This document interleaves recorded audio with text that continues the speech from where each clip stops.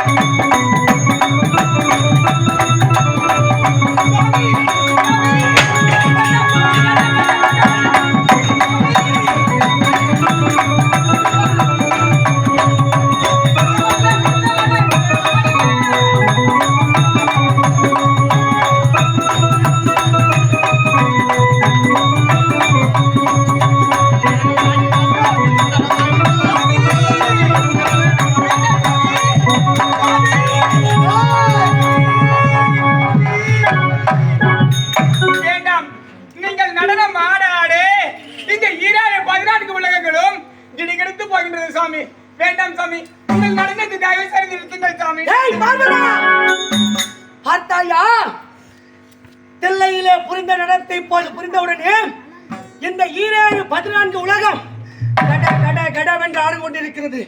நான் யார், எப்படி படைத்தவன்?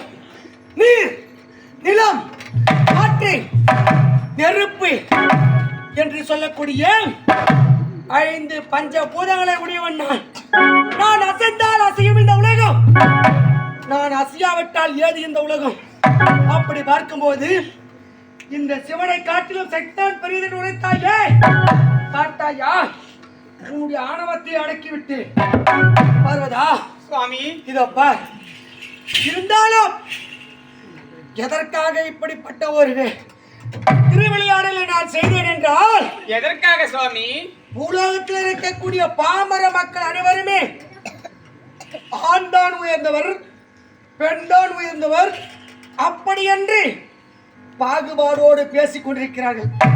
ஆமாம், இந்த உலகத்திலே அதாவது நான் எப்படி உனக்கு இடபாகத்தை கொடுக்கிறேனோ அதேபோல் இந்த உலகத்தில் உள்ள பெண்கள் ஆண்கள் அத்தனை பேருமே ஆணும் பெண்ணும் சரி சமமே அப்படி என்று நினைக்க வேண்டும் என்ற காரணத்துக்காகத்தான் இப்போது இந்த சிறிய திருவிளையாடலை நான் ஆடினேன்.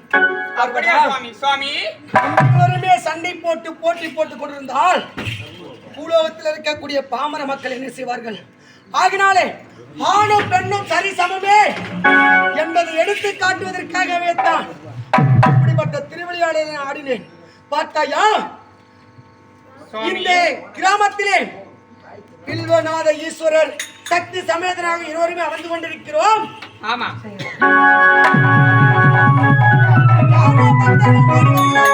ஆமாம் சுவாமி.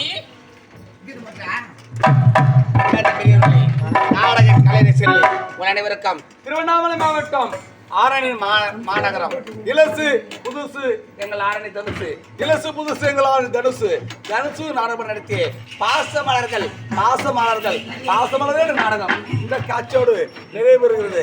அது மட்டும் இல்லாமல்